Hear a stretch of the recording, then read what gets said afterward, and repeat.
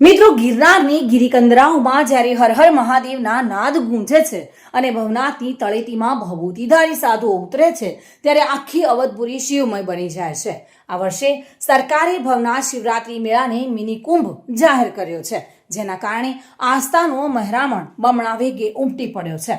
આ મેળાનું સૌથી મોટું આકર્ષણ અહીં આવતા નાગા સાધુઓ અને તેમની અકલ્પનીય તપસ્યા છે. ધૂણી ધખાવી ચીલમના ધુમાડા સાથે શિવની આરાધના કરતા આ સાધુઓની દુનિયા જેટલી રહસ્યમય છે એટલી જ શ્રદ્ધાથી ભરેલી છે.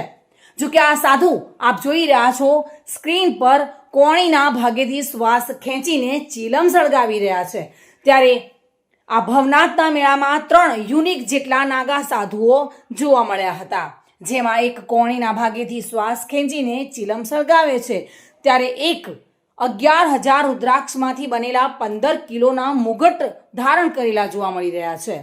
અનેક એવા નાગા સાધુઓમાં અકલ્પનીય વસ્તુઓ જોવા મળી રહી છે.